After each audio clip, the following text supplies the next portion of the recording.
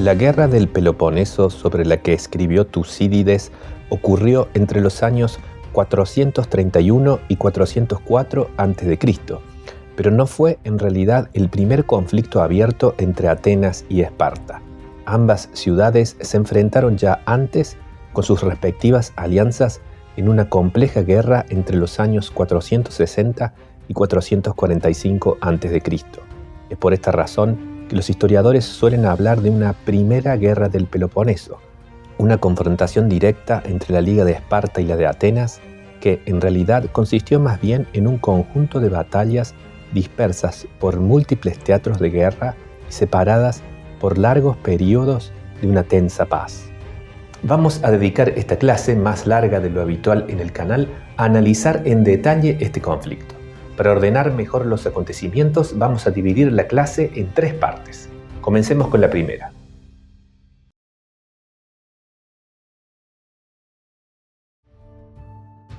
Desde el fin de las guerras médicas, Esparta y Atenas habían mantenido relaciones tensas pero pacíficas. La primera había dejado de participar de las operaciones navales contra los persas, y eso le había permitido a la segunda conformar la Liga de Delos, una alianza que se transformó en una herramienta para el ascenso de Atenas a una nueva posición de poder y para la construcción de lo que sería un nuevo tipo de imperio naval. Para mediados de la década del 460 a.C., cada vez eran más los que en Esparta pensaban que haber permitido pasivamente este crecimiento en el poder de Atenas había sido un grave error. La tradicional hegemonía de Esparta en el mundo griego estaba en discusión, y ello parece haber convencido a sus dirigentes de la necesidad de adoptar una política más agresiva antes de que fuera demasiado tarde. Por eso, cuando en el 465 a.C. la isla de Tasos se rebeló contra Atenas intentando abandonar la Liga de Delos, Esparta prometió llevar a cabo un ataque terrestre contra el Ática para ayudarla. Sin embargo, un acontecimiento completamente azaroso desbarataría los planes de Esparta. En el año 464 a.C., el Peloponeso fue sacudido por un violento terremoto que dejó a la ciudad en el valle del río Eurotas en ruinas.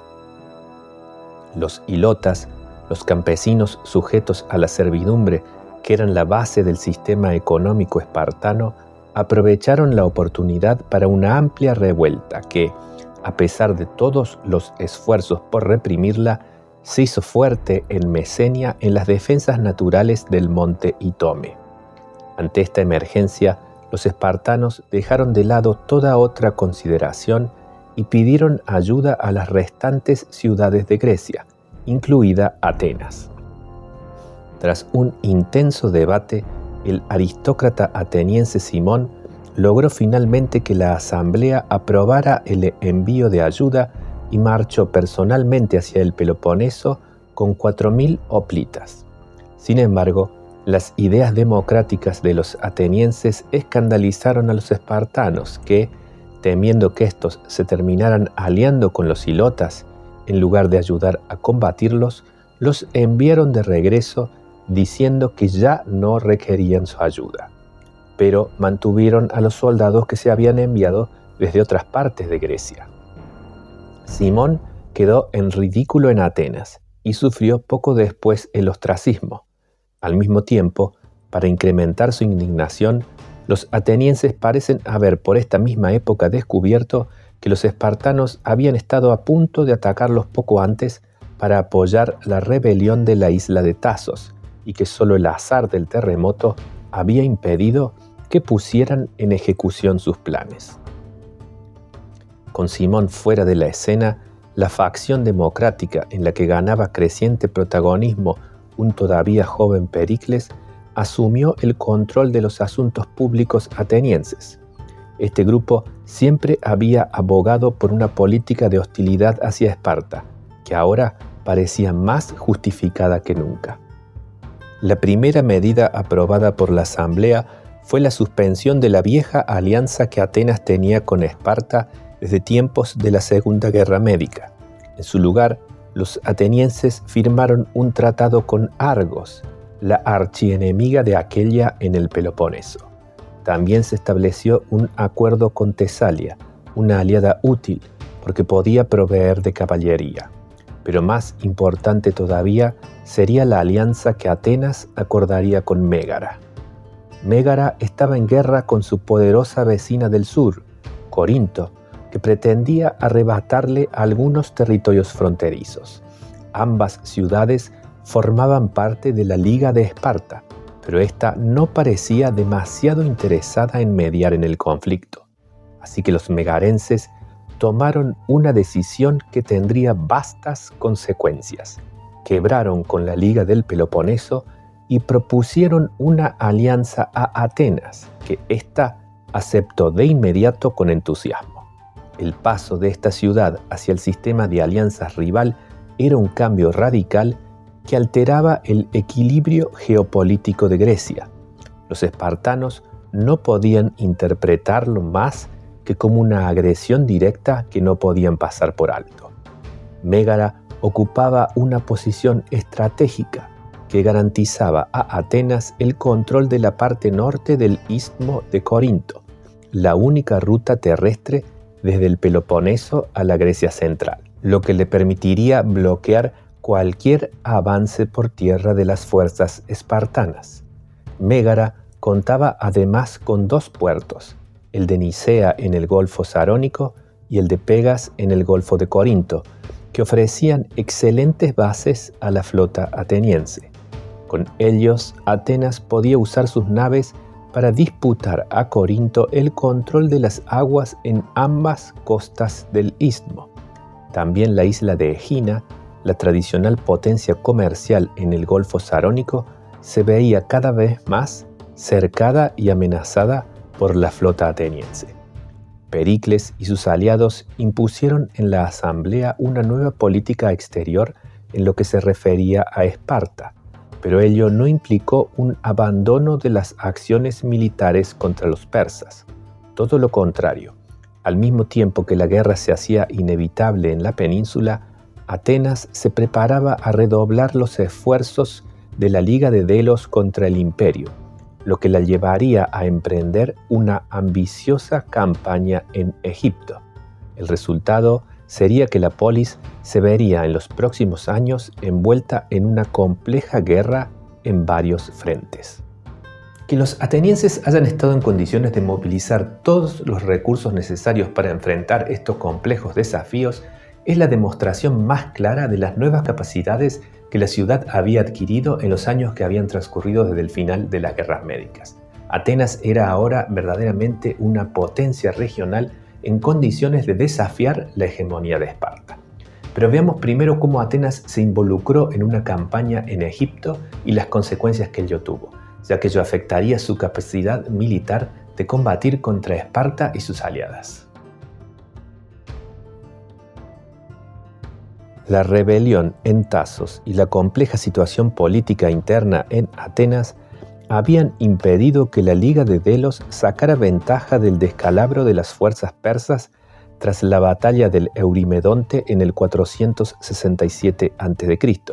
Sin embargo, el imperio no había aprovechado esos años para recuperarse de la derrota. Al contrario, sus problemas internos se habían agravado.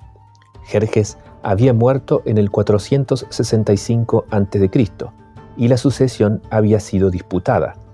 Más de un año de conspiraciones y asesinatos habían transcurrido antes de que quedara claro que Artajerjes sería quien lograría ocupar el trono, y todavía no se sabía de qué nivel de lealtad gozaría en las periferias de sus dominios.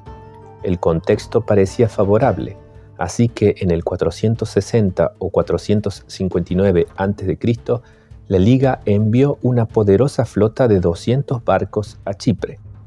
Claramente, el objetivo era tomar la isla, un enclave estratégico en el que los griegos podían contar con apoyo de la población helena local. Cuando la flota se encontraba ya en acción en Chipre, llegó la noticia de que había estallado una revuelta contra los persas en Egipto. Inaros, el príncipe libio que lideraba la rebelión desde el delta occidental, había tenido un rápido éxito. En una batalla en Papremis había derrotado a las tropas de la guarnición persa y matado a Aquemenes, un hermano de Jerjes que había sido sátrapa de Egipto durante unos 20 años. A pesar de que la flota de la Liga tenía una oportunidad clara de capturar Chipre, cuando Inaros pidió ayuda, las recompensas que se esperaban de la liberación de Egipto parecían mayores. Así que la flota abandonó la isla y puso proas hacia el sur para marchar a la desembocadura del Nilo. Cuando las fuerzas de la Liga de Delos llegaron a Egipto, la situación parecía prometedora. Inaros había adquirido el control de toda la región del delta, pero la guarnición persa de Menfis todavía resistía y había una pequeña flota imperial que retenía el control del Nilo. Los trirremes griegos no tuvieron problema en eliminar rápidamente esa escuadra y en dominar las aguas del río. Los rebeldes egipcios y las fuerzas griegas concentraron entonces sus ataques contra Menfis y lograron hacerse con el control de la mayor parte de la ciudad. Sin embargo, un regimiento de tropas imperiales siguió resistiendo en una ciudadela en el interior de Menfis conocida como el Muro Blanco, Leucón Teijos, y todos los intentos de desalojarlos resultaron infructuosos. El conflicto parece haber entonces entrado en un punto muerto que se extendió por algunos años, y ello mantendría a importantes fuerzas lejos de Grecia, por lo que Atenas no dispondría de ellas para combatir contra Esparta y sus aliados. Pero volvamos ahora a Grecia para analizar el comienzo de los combates.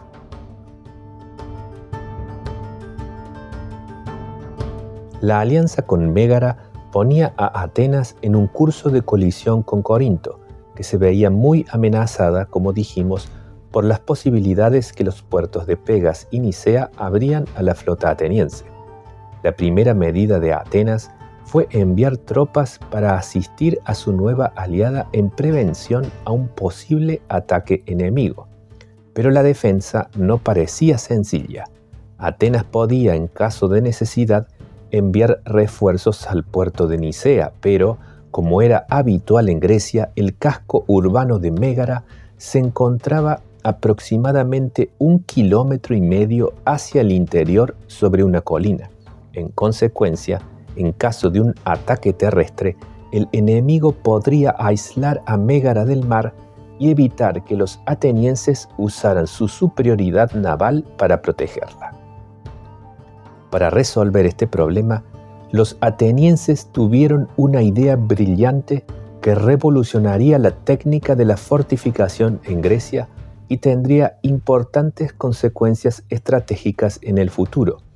Construyeron 2 líneas de murallas cercanas y paralelas entre sí que protegían todo el recorrido del camino que conectaba la ciudad con el puerto, de modo que ambas pasaran a formar una única fortaleza continua con una vía de acceso por mar que permitía la llegada de socorro desde Atenas en caso de necesidad sin que las fuerzas terrestres enemigas pudieran evitarlo. Estos muros largos, Macrá, Teige, aunque posteriormente fueron copiados en otros lugares y a mayor escala, eran en aquel momento una completa novedad que permitía extender el paraguas protector de la flota ateniense hacia una ciudad ubicada tierra adentro. La guerra no comenzó, sin embargo, en Mégara, sino en el territorio de Argos. La evidencia es escasa, pero los espartanos parecen haber llevado a cabo en el 460 a.C. un movimiento sorpresivo contra la ciudad en un intento, probablemente, de reemplazar su gobierno democrático por una oligarquía que les fuera más afín. Atenas envió inmediatamente una fuerza expedicionaria que desembarcó para apoyar a sus aliados. Argivos y atenienses juntos derrotaron a los atacantes espartanos en Énoe y los forzaron a retirarse.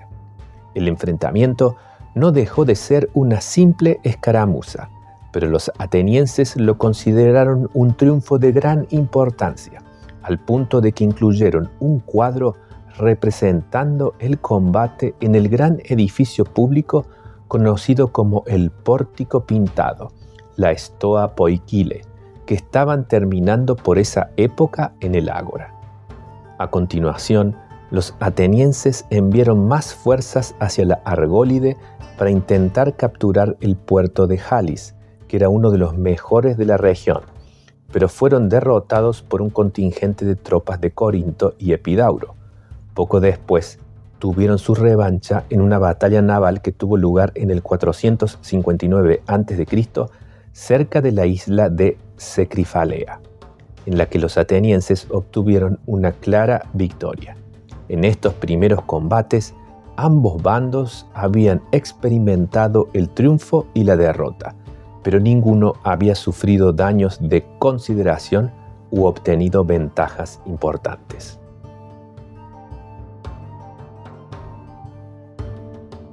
En ese momento, Egina, que estaba ubicada en medio de la zona de los combates, se decidió a intervenir viendo una oportunidad de dañar a su tradicional rival, Atenas. Los eginetas lanzaron al mar toda su fuerza naval, que no era nada despreciable. Se les sumaron escuadras de sus aliados, corintios, epidaurios y otros peloponesios, de manera que conformaron una importante flota. Atenas, por su parte, al tener noticias de las preparaciones del enemigo, equipó una flota de magnitud correspondiente, convocando también a sus aliados, aunque no sabemos los números exactos de cada lado. Ambas fuerzas se enfrentaron en una gran batalla naval cerca de la isla de Egina en el año 458 a.C. Los atenienses habían estado perfeccionando su armamento, tácticas y entrenamiento durante más de 20 años de combates casi ininterrumpidos contra los persas. Sus enemigos, en cambio, hacía décadas que no tomaban parte en acciones navales de importancia. La diferencia se hizo visible rápidamente y los atenienses arrollaron a sus oponentes, obteniendo sobre ellos una victoria rápida, completa y decisiva. El poder marítimo de Egina quedó completamente neutralizado. Los atenienses capturaron 70 naves de guerra, desembarcaron una gran fuerza en la isla y comenzaron el asedio de la ciudad por tierra y por mar. Tras un par de años, obtendrían la rendición y los eginetas serían obligados a unirse a la Liga de Delos, pagando un cuantioso tributo de 30 talentos anuales. Mientras los atenienses todavía se encontraban ocupados con el sitio de Egina, los corintios y epidaurios trataron de ayudar a sus aliados llevando a cabo un ataque contra Mégara. La idea era que aquellos se verían obligados a retirar sus fuerzas de Egina para socorrer a su aliada.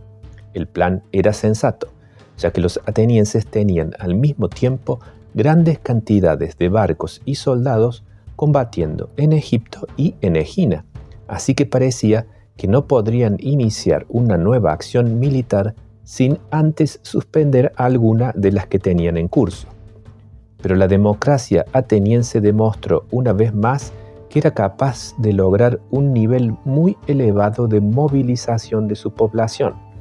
En efecto, para sortear la falta de efectivos regulares, Atenas organizó un ejército de emergencia compuesto por los soldados más jóvenes y los más viejos, que normalmente conformaban una reserva que no se enviaba fuera de la ciudad.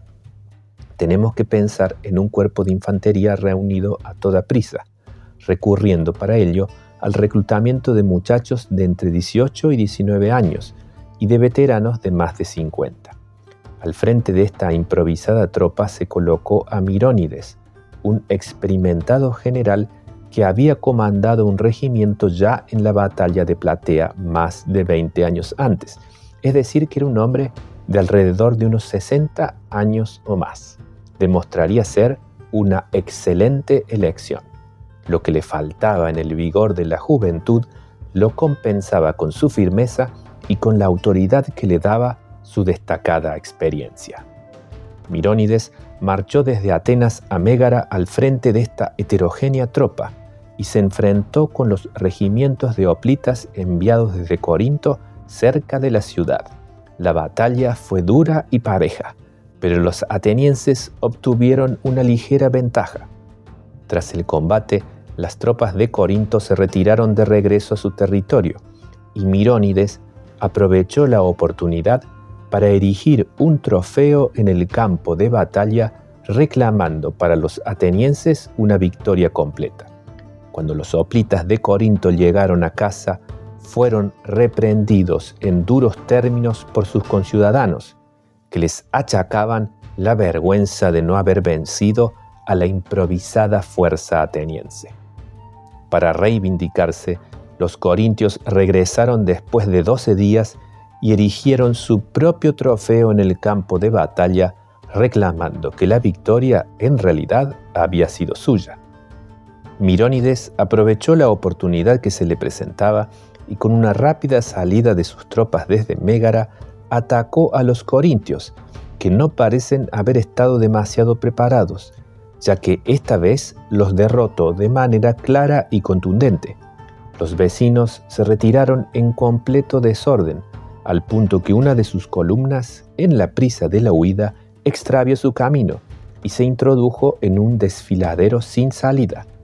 Mirónides, detectando este fatal error, colocó a sus hoplitas en la entrada para impedir su escape y luego rodeó el recinto con sus tropas ligeras. Los peltastas atenienses usaron entonces sus armas arrojadizas para matar a los hoplitas enemigos que, sin posibilidad de fuga o resistencia, fueron pacientemente masacrados hasta el último hombre. La mayoría del ejército corintio logró regresar, pero la destrucción de este destacamento fue un duro golpe para la ciudad que hizo todavía más grave el impacto de la derrota. Los atenienses habían cerrado los primeros años del conflicto con éxitos resonantes en todos los frentes. Sin embargo, eran conscientes de que sus enemigos más poderosos, los espartanos, todavía no habían participado del conflicto. Era previsible que, más temprano que tarde, se movilizarían e intentarían atacar el Ática, como ya lo habían hecho más de una vez en el pasado.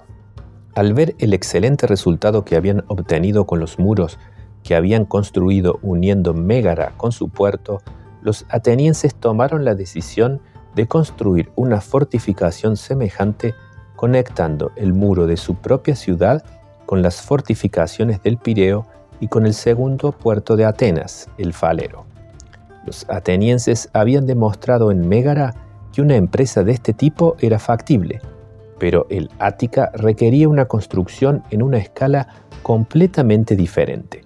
Sería necesario levantar un muro de más de 7 kilómetros para proteger el camino hacia el Pireo y otro un poco más corto para proteger la conexión con el Falero. Atenas formaría así el vértice de un gran triángulo fortificado que aseguraría el contacto con el mar y con la protección de su flota. La ciudad y sus puertos se transformarían así en un baluarte cerrado e inexpugnable. Más tarde, durante los años 440 a.C., los atenienses complementaron los dos muros largos existentes con una tercera estructura, el muro medio o muro del sur. Este hacía todavía más segura la vital conexión con su principal puerto en caso de un desembarco enemigo en la costa entre el Pireo y el Falero. La construcción de estos muros representaba el giro definitivo de Atenas hacia el mar e indicaba que, en caso de invasión, la polis estaba dispuesta a entregar al enemigo las tierras agrícolas del Ática, buscando la defensa en el poder de la flota y en los recursos que le proporcionaba la hegemonía naval. Pericles y el Partido Democrático eran los impulsores de esta estrategia que ponía el foco en la profundización del imperialismo naval ateniense. El partido aristocrático estaba debilitado desde el ostracismo de Simón, pero tenía como líder a un pariente de este, Tucídides, hijo de Melesias. a quien no debemos confundir con el historiador del mismo nombre. Los sectores conservadores resentían profundamente la estrategia de Pericles, que parecía querer fusionar a Atenas con la población marinera del Pireo. Los muros largos se transformarían así en un emblema de la política democrática, defendidos por sus partidarios y resistidos por los sectores críticos.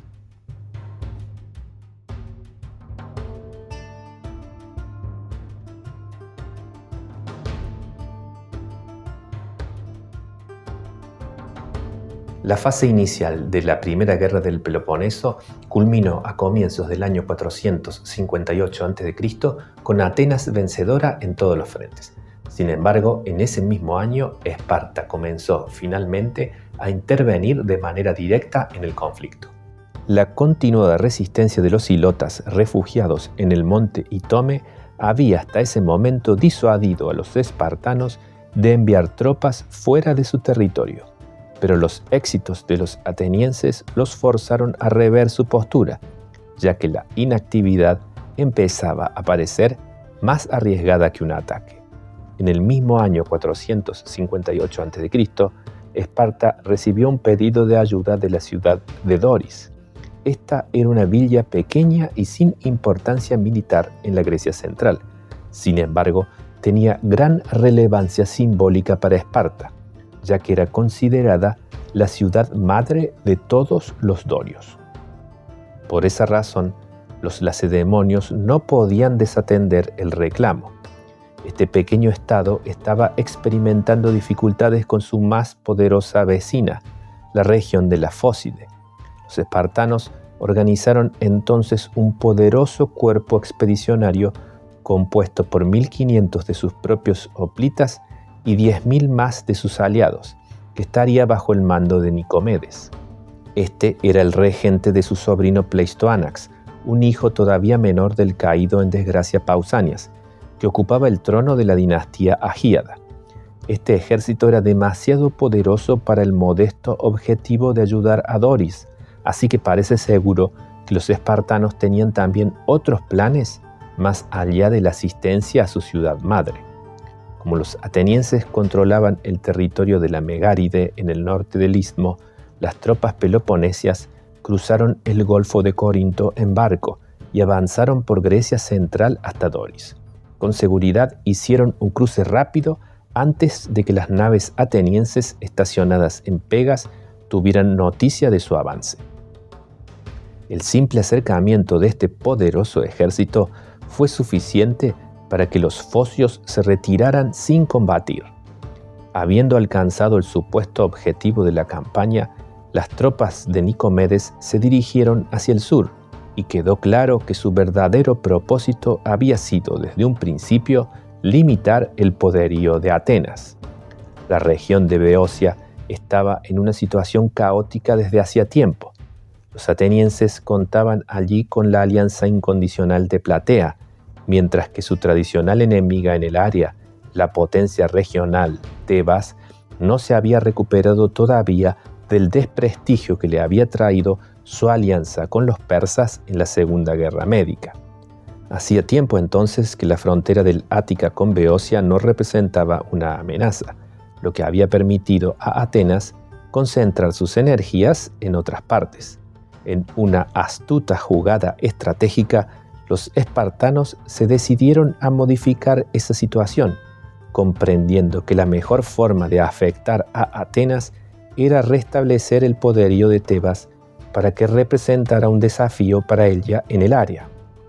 El ejército de Nicomedes se dedicó entonces a reconstruir y ampliar las murallas tebanas y a garantizar que el poder en las restantes ciudades de Beocia estuviera en manos de gobiernos oligárquicos que se mantuvieran aliados con Tebas y siguieran sus lineamientos anti-atenienses. En el proceso, sus tropas se estacionaron en el territorio de Tanagra, la ciudad de Beocia más próxima al Ática. Los lacedemonios eran conscientes de que tendrían que abrirse paso luchando si querían regresar al Peloponeso, pues los atenienses, al ser aliados de Mégara, eran dueños de la Megáride, y controlaban las tierras altas de Geraneia, que eran el camino de marcha obligado a lo largo del istmo, mientras que la flota ateniense, por medio del puerto de Pegas, estaba ahora ya preparada para interceptarlos si intentaban regresar por mar a través del Golfo de Corinto, siguiendo el mismo camino por el que habían venido. La presencia de un ejército peloponesio en Tanagra, tan cerca de sus fronteras, no podía dejar de tener un impacto interno en la política ateniense, ya que daba esperanzas a los sectores oligárquicos más recalcitrantes de la ciudad de que podrían contar con su ayuda para derrocar al régimen democrático. Estos grupos estaban en comunicación secreta con el enemigo y lo incitaban a intervenir militarmente en el Ática antes de que los muros largos estuvieran terminados. Pericles y los restantes líderes atenienses eran conscientes del peligro que implicaba la sola cercanía de las tropas enemigas y tomaron medidas urgentes para neutralizar el riesgo. Tras haber recibido como refuerzos 1000 hoplitas de Argos, una escuadra de jinetes tesalios y diversos contingentes de sus restantes aliados, las tropas que la ciudad tenía a su disposición marcharon hacia Tanagra. Buena parte de estas fuerzas tienen que haber sido los mismos regimientos de reserva que habían luchado bajo Mirónides en Mégara, pues el bloqueo de Egina todavía continuaba y los atenienses no podían retirar demasiadas fuerzas de allí sin poner en riesgo el éxito de esa crucial empresa. Además, las tropas enviadas a Egipto seguían allí, estancadas en una operación que se prolongaba en el tiempo sin proporcionar resultados significativos. A pesar de estas dificultades, mientras los espartanos y sus aliados tenían unos 11.500 hombres, los atenienses parecen haber reunido alrededor de 14.000. Cerca de Tanagra se libró entonces en el 457 a.C. una gran batalla campal, la más grande en Grecia desde la lucha contra los persas en Platea. No tenemos ninguna descripción de las tácticas usadas. Las fuentes solo indican que el número de bajas de ambos bandos fue elevado y que los lacedemonios resultaron victoriosos, principalmente debido a la traición de la caballería tesalia, que cambió de bando en pleno fragor del combate. La victoria, sin embargo, fue ajustada y los atenienses se retiraron en buen orden de regreso hacia el Ática. No estaban entonces dadas las condiciones para que las tropas de Nicomedes invadieran el territorio ateniense, pero por lo menos la victoria les había abierto el camino de regreso al Peloponeso a través de las tierras altas de Geraneia. El ejército peloponesio marchó por allí, aprovechando su paso para devastar los campos de cultivo de Mégara. La retirada de las fuerzas espartanas significaba que Atenas se encontraba una vez más en una posición segura. Había sufrido una derrota, pero sin efectos graves. Más importante aún, una inesperada consecuencia positiva de la batalla fue el logro de una reconciliación interna entre el bando democrático y el sector conservador moderado que se referenciaba en Simón. Este, que como vimos se encontraba desde hacía unos 4 años en el exilio tras haber sido condenado al ostracismo, se había presentado antes de la batalla de Tanagra ante el ejército ateniense, vistiendo su armadura, para pedir que se le permitiera ocupar su puesto y contribuir a la defensa de su patria. Pero, como había desconfianza respecto de la presencia de traidores entre los aristócratas atenienses, se le negó el permiso. Simón obedeció la orden, pero pidió a sus amigos y partidarios que demostraran en el campo de batalla que no debía haber dudas sobre su lealtad, y así lo hicieron, pues lucharon con enorme coraje y entrega, perdiendo muchos de ellos la vida en el combate. Pericles también luchó con gran valentía en esta batalla. Tras la derrota, un sentimiento generalizado de patriotismo acercó a las facciones internas de Atenas y las hizo deponer la actitud confrontativa que habían mantenido en los últimos años.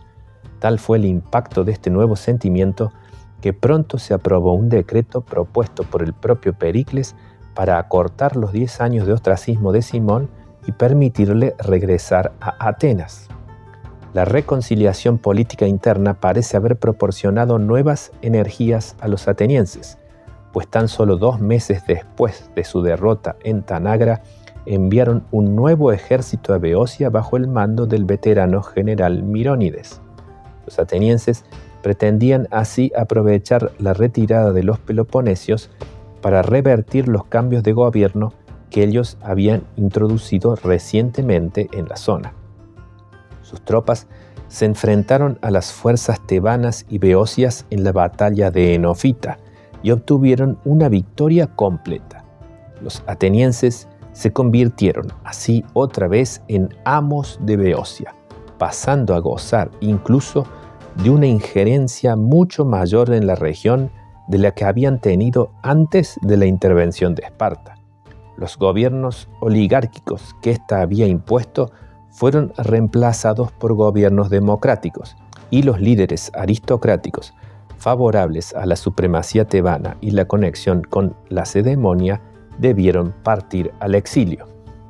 De hecho, los atenienses no solo adquirieron el control de Beocia, sino que su éxito les permitió también incorporar a las regiones de Fócida y Lócrida a la lista de sus aliados dependientes. Las ciudades de la primera tenían en general buenas relaciones con Atenas y aceptaron el cambio, pero las de la segunda eran tan decididamente hostiles que 100 de sus jefes fueron detenidos y enviados como rehenes a Atenas para asegurar su obediencia. Los atenienses extendieron así su influencia desde las fronteras del territorio corintio hasta el estrecho de las Termópilas. Nunca habían tenido una injerencia mayor en Grecia central. Estas importantes adquisiciones fueron pronto coronadas con la finalización de la construcción de los muros largos y la derrota definitiva de Egina en el 456 a.C. Esa isla, sin duda agotada por su prolongado bloqueo, se vio obligada a capitular bajo la condición de destruir sus fortificaciones, entregar todos sus barcos de guerra y someterse a un tributo anual como aliada dependiente de Atenas. La reducción de esta poderosa ciudad, que en otro tiempo había sido la potencia comercial y naval de la región, marcó el definitivo ascenso de Atenas, no solo ya como señora del Egeo, sino también como potencia dominante en todas las costas de la península griega.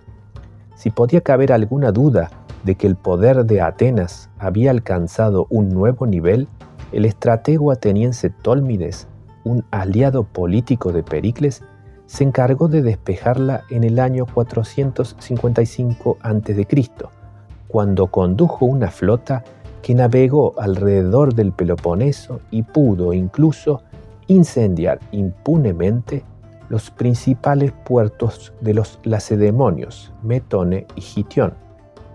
A continuación, ingresó en el Golfo de Corinto, donde tomó las ciudades de Calcis, una colonia de los corintos, y Naupacto, que pertenecía a los locrios o solios, cerca de la desembocadura del Golfo. Además, desembarcó tropas cerca de Sición en el norte del Peloponeso y obtuvo alguna ventaja en una batalla contra las fuerzas de esa ciudad, y ganó o forzó a sumarse a la alianza ateniense no solo a Zacinto y Cefalonia, sino también a algunas de las ciudades de Acaya. Fue alrededor del tiempo de la circunnavegación del Peloponeso por Tólmides cuando la guerra interna llevada a cabo por los lacedemonios contra los ilotas refugiados en Itome llegó a su fin. Tras años sin poder desalojarlos de la fortaleza natural que ocupaban, los espartanos se decidieron finalmente a negociar con los rebeldes. Se les permitió así retirarse de forma segura del Peloponeso con sus esposas y familias, con la condición de que si alguno de ellos regresaba, se convertiría en esclavo de la primera persona que lo capturara. Fueron establecidos por Tólmides en Naupacto.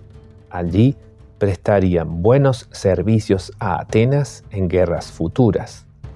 Durante el 454 a.C., los atenienses, liderados nuevamente por Pericles, lanzaron un renovado ataque contra Sición con una fuerza de 1000 hoplitas. Navegando desde el puerto megarense de Pegas, lograron derrotar a las fuerzas sicionias en el campo de batalla, obligándolas a retirarse dentro de sus murallas.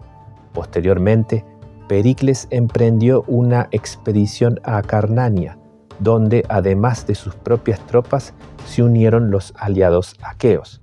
Sin embargo, su ataque a Eníadas no tuvo éxito y no consiguió ningún resultado significativo.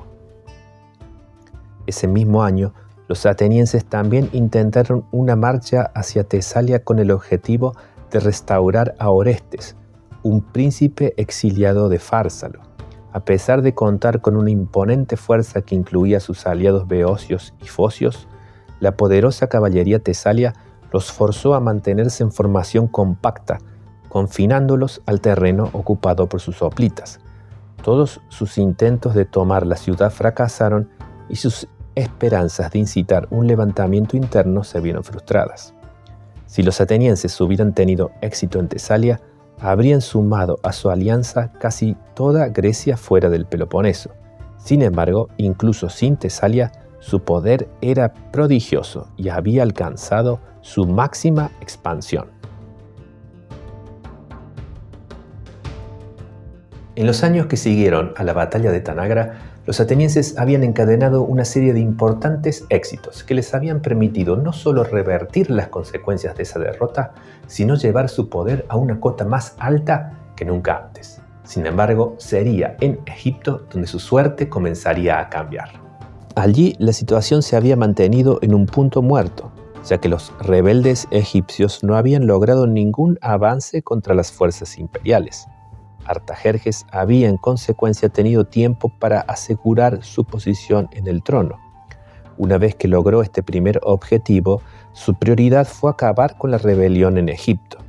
Su primera medida fue enviar en el 457 a.C.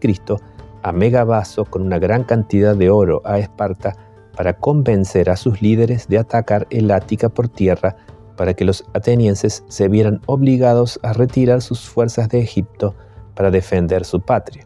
Sin embargo, ni la diplomacia ni el oro persa pudieron convencer a los espartanos.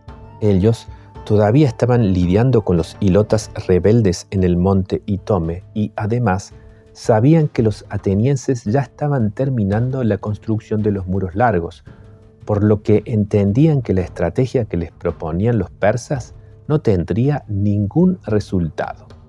Ante el fracaso de este plan, Artajerjes ordenó la preparación de un contraataque terrestre. Megabizo y Artabano fueron asignados para entrenar y comandar un nuevo ejército, que probablemente no estuvo operativo hasta el año 456 a.C.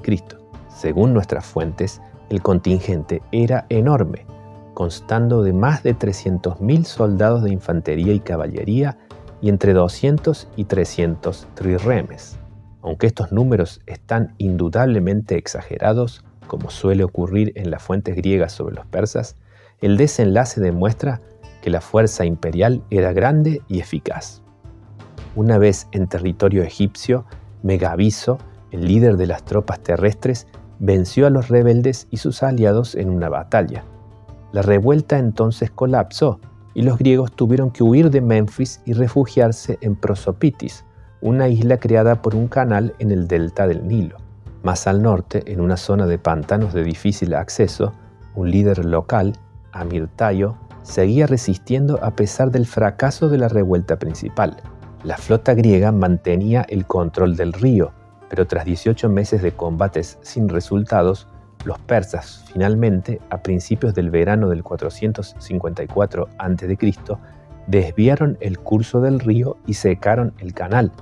Los barcos griegos quedaron parados en el lodo y sus tripulaciones fueron una fácil presa para la infantería persa. Así, tras 6 años de conflicto, la campaña griega en Egipto terminó en un completo fracaso y solo un pequeño grupo de la fuerza griega logró huir atravesando Libia para llegar a salvo a Cirene, mientras que la mayoría pereció o fue capturada por el enemigo. El desastre en Egipto le costó a Atenas no solo muchos hombres y barcos, sino que afectó también profundamente su prestigio. Era la primera vez desde su creación 25 años antes que las fuerzas de la Liga de Delos sufrían una severa derrota a manos del imperio. Cuando las noticias del desastre se difundieron por Grecia, incentivados por los persas, algunos de los estados integrantes de la Liga se rebelaron abiertamente contra Atenas, que debería en los próximos años usar sus fuerzas para volver a disciplinarlos. Otros, más prudentemente, aprovecharon el contexto simplemente para dejar de pagar sus tributos. De estos eventos, los atenienses tomaron una decisión crucial. Desde la fundación de la Liga, el tesoro común se había guardado en la isla de Delos, hecho que reflejaba la naturaleza panhelénica y sagrada de la alianza. Sin embargo, tras la derrota en Egipto y con la creciente amenaza persa, Atenas argumentó que el tesoro estaría más seguro si era protegido por sus murallas, por lo que, todavía en el 454 a.C., fue trasladado a la Acrópolis. Hacía ya tiempo que la Liga de Delos había dejado de ser una alianza para transformarse en un imperio naval ateniense. Ahora el traslado del tesoro representaba el reconocimiento final de ese cambio. Los atenienses habían peleado por muchos años una guerra en dos frentes con grandes éxitos en la península, pero el desastre final en Egipto puso en evidencia el exceso de confianza en que se había basado esa estrategia. Era tiempo de un nuevo plan.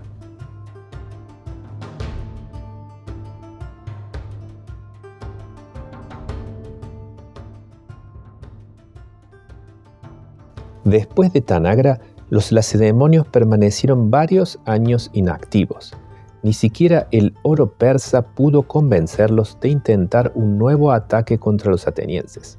El desastre de estos en Egipto tampoco parece haberlos impulsado a cambiar de actitud.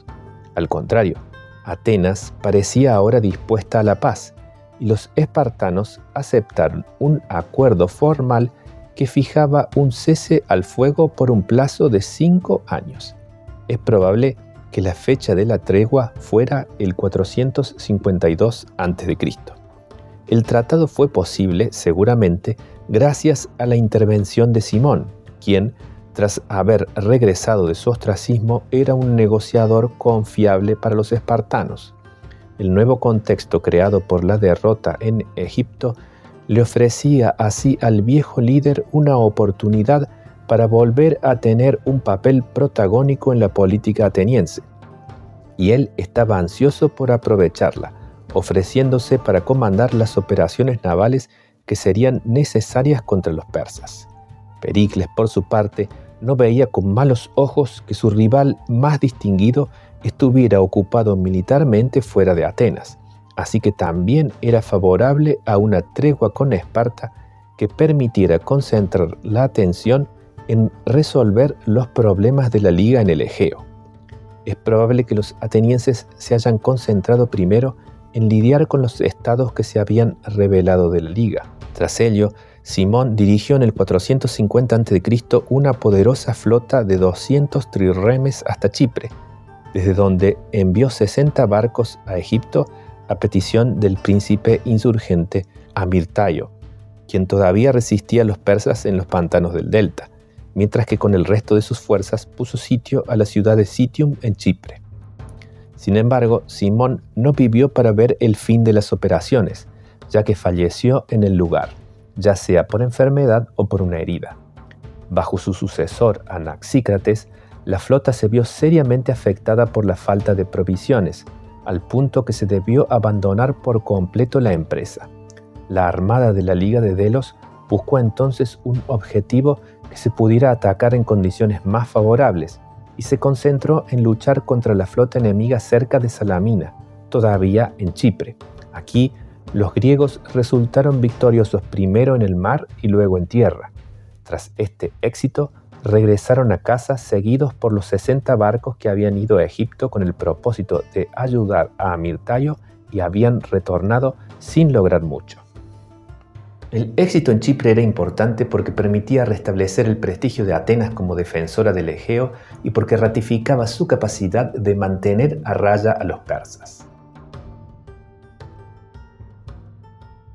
Después de su victoria en Chipre, los atenienses iniciaron negociaciones de paz con los persas.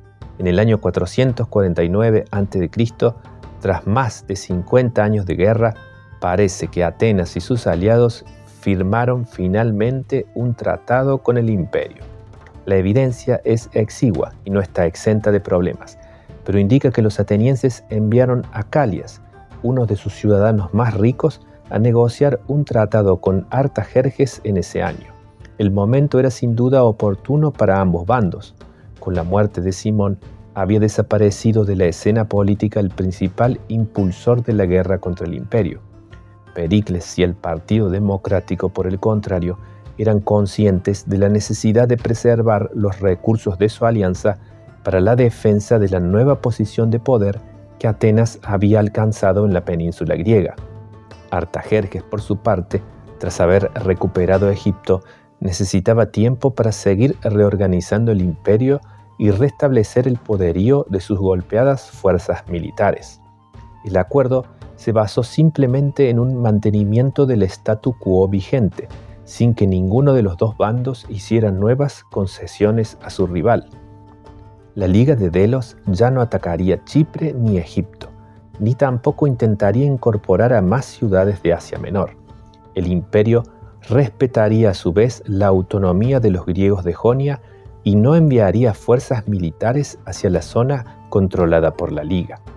Los investigadores que rechazan la autenticidad histórica de la paz de Calias creen que el cese de las hostilidades entre ambos poderes fue simplemente el resultado del agotamiento de los dos contendientes y del hecho de que tanto Atenas como el imperio tenían problemas más urgentes que atender en otras partes. Atenas necesitaba la paz con el imperio, pero esta le representaba también un complejo desafío, ya que implicaba el reconocimiento de un hecho que le resultaba muy inconveniente. La Liga de Delos había sido conformada para luchar contra los persas, y esta paz demostraba que la misma había ya dejado de ser necesaria. Probablemente en busca de una nueva justificación para la continuidad de la alianza naval que tan vital había resultado para Atenas, Pericles concibió entonces el proyecto de celebrar un congreso panhelénico. Este tendría como objetivo deliberar sobre los templos griegos incendiados por los persas en las guerras médicas, sobre los sacrificios debidos a los dioses en cumplimiento de los votos hechos durante ese conflicto y sobre los asuntos marítimos, para que todos los helenos pudieran navegar en paz y seguridad. La convocatoria sería, como era de esperar, un fracaso, por la resistencia a participar de Esparta y sus aliados, pero probablemente sirvió a Pericles para demostrar que Atenas se preocupaba por los temas que afectaban a todos los griegos, mientras que Esparta los dejaba de lado en pos de sus propios intereses particulares. En suma, el fin de la guerra con Persia forzó a Atenas a transparentar lo que en los hechos era ya evidente desde hacía tiempo, que la Liga de Delos era un imperio naval compuesto ya no más por aliados, sino por estados tributarios. Aproximadamente por esta época, el viejo Consejo Federal de la Liga dejó de reunirse. Los atenienses ya no se molestarían así siquiera en mantener la apariencia de que sus decisiones tenían el aval de sus aliados. Ampliaron además su política de establecer colonias militares, las cleruquías, en los territorios de sus aliados, lo que aumentó considerablemente el control y la injerencia que tenían en sus asuntos. También comenzaron a designar magistrados atenienses para que supervisaran a las autoridades locales. Pero quizás el gesto más elocuente del cambio en la naturaleza de la Liga fue que Atenas decidió utilizar la astronómica cifra de 5.000 talentos, del que en teoría era el tesoro común, para reconstruir los edificios de su Acrópolis. La obra más importante de todo este proyecto sería el Partenón, un magnífico templo en honor a Palas Atenea, que serviría también como depósito del tesoro de la Liga. Sus enormes dimensiones, sus brillantes columnas y sus elaborados frisos serían el símbolo más elocuente de que la democracia ateniense aspiraba a representar el pináculo de la civilización helénica. En el año 449 a.C., Atenas estaba en paz tanto con Esparta como con el imperio. Su democracia contaba con el sabio liderazgo de Pericles. En tierra había impuesto su hegemonía sobre toda la Grecia central, y en el mar su flota le garantizaba valiosos tributos de todos los estados del Egeo. El futuro de la ciudad parecía más brillante que nunca. Sin embargo, detrás de la espléndida fachada, las bases de su posición eran frágiles, como se vería en los años siguientes.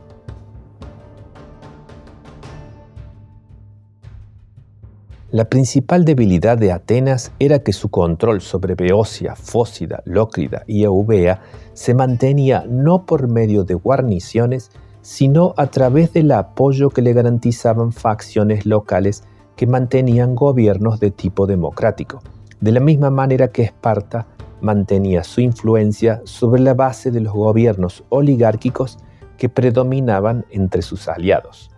Para asegurar sus alianzas, Atenas había hecho desterrar a los líderes de los regímenes oligárquicos derrocados, pero se trataba generalmente de individuos ricos, con múltiples conexiones y vínculos en otros estados, que podían seguir políticamente activos en el destierro.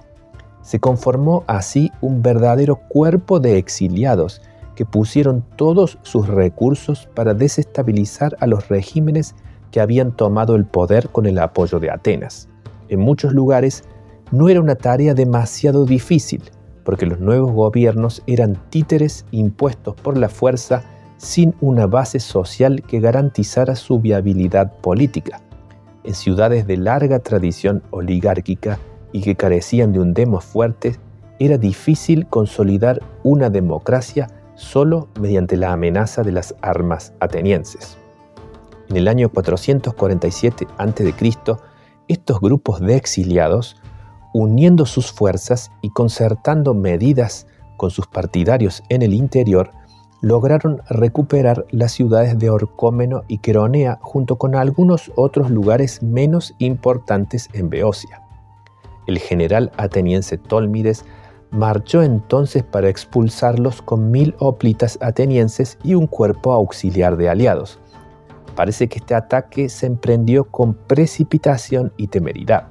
Los hoplitas de Tólmides, principalmente jóvenes voluntarios pertenecientes a las mejores familias de Atenas, despreciaban demasiado al enemigo como para pensar que una fuerza más grande fuera necesaria. La asamblea, llena de confianza, ni siquiera escuchó a Pericles cuando advirtió que la marcha estaría llena de peligros y pidió que no se intentara sin un número mayor de tropas. Fatalmente, sus temores se mostrarían justificados. Tólmides inició la campaña con éxito. Capturó Queronea, cuya población fue reducida a la esclavitud y reemplazada por una guarnición ateniense. Sin embargo, durante la marcha de regreso cerca de Coronea, la columna ateniense fue emboscada por un ejército oligárquico compuesto por exiliados de Orcómeno y otros lugares. Lo que siguió fue una verdadera masacre. Tólmides mismo perdió la vida, junto con muchos de los hoplitas atenienses, mientras que un gran número fueron capturados. Para recuperar a estos prisioneros, que pertenecían a las mejores familias de la ciudad, los atenienses aceptaron un tratado por el que acordaron evacuar Beocia por completo. En consecuencia, en todas las ciudades de esa región regresaron los exiliados y se derrocaron los gobiernos democráticos. Sin Beocia no había posibilidades de controlar Fócide y Lócride, que inmediatamente se rebelaron.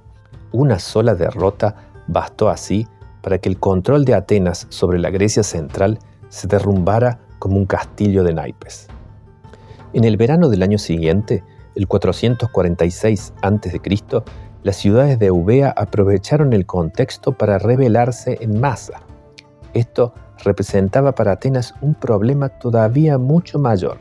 Eubea era una isla rica e importante, cuyas ciudades pagaban un considerable tributo. Además, estaba ubicada directamente en la ruta hacia el Helesponto. Si se transformaba en un bastión enemigo, estaban en riesgo las posibilidades de Atenas de seguir controlando la totalidad del Egeo. Sofocar las revueltas en la isla era entonces una prioridad, y el mismo Pericles marchó como estratego hacia allí al frente de una poderosa fuerza. Pero antes de que tuviera tiempo de completar la reconquista, fue llamado de regreso por noticias aún más terribles cerca de casa. Los megarenses habían, a traición, desertado del bando ateniense y restablecido su alianza con Esparta. Por una conspiración previamente planeada, los ciudadanos de Mégara abrieron las puertas de sus murallas a una división de hoplitas de Corinto, Sición y Epidauro, que habían marchado hasta allí en secreto. Los soldados atenienses que vigilaban los muros largos fueron tomados completamente por sorpresa y masacrados. Solo lograron salvar sus vidas unos pocos que escaparon al puerto fortificado de Nicea. La pérdida de Mégara significaba que los atenienses ya no podían bloquear a las fuerzas espartanas en el Peloponeso. A todas estas calamidades se sumó una noticia todavía más alarmante.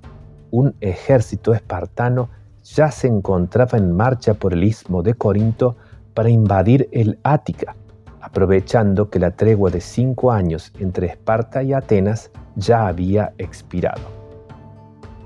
Pleistoanax, ahora ya rey, condujo una columna de lacedemonios y aliados peloponesios al Ática hasta las cercanías de Eleusis.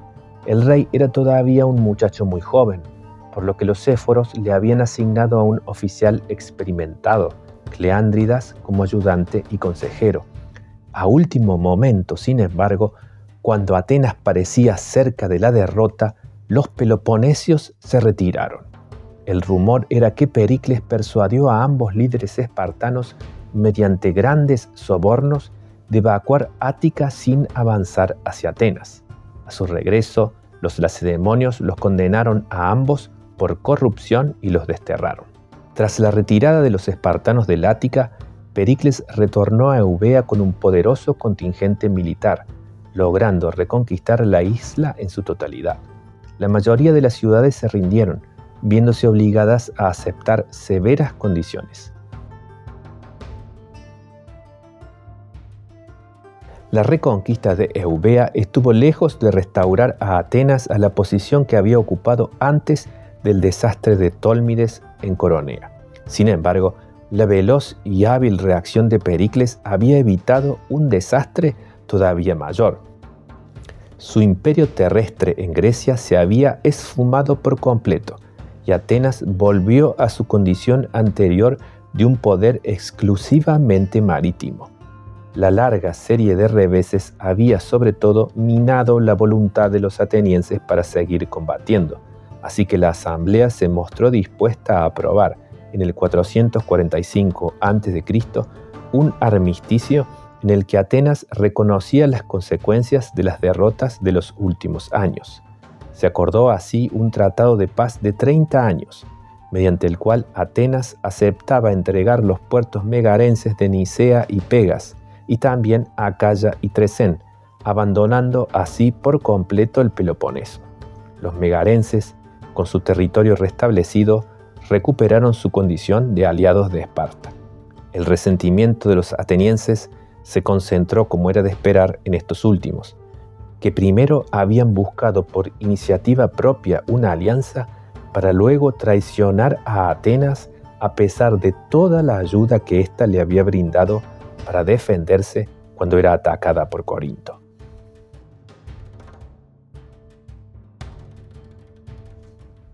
La primera guerra del Peloponeso culminó en el 445 a.C. porque tanto a Atenas como a Esparta por el momento les convenía cesar las hostilidades, pero no porque se hubieran resuelto los factores subyacentes que las impulsaban a enfrentarse.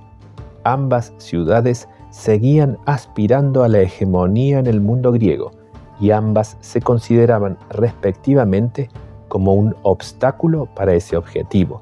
La paz de los 30 años nació así como una tregua endeble, destinada a no alcanzar más que la mitad de la duración que se le había propuesto. Esparta y Atenas eran simplemente demasiado diferentes como para que el entendimiento y la convivencia pacífica fueran posibles. La primera era una oligarquía cerrada, militarista y conservadora. La segunda, una democracia abierta, imperialista e innovadora. El principal efecto de la primera guerra del Peloponeso fue entonces delinear más claramente el carácter opuesto de las dos principales contendientes.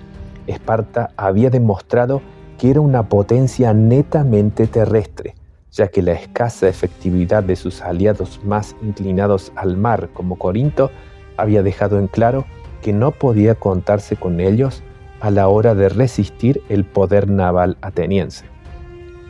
En el caso de Atenas, el fracaso en sus planes de controlar tanto Grecia central como Beocia y Mégara había demostrado la debilidad de sus fuerzas terrestres y reforzado la importancia estratégica de su flota y de los recursos que aportaban los estados que integraban la Liga de Delos, que ya se había transformado abiertamente en un imperio ateniense.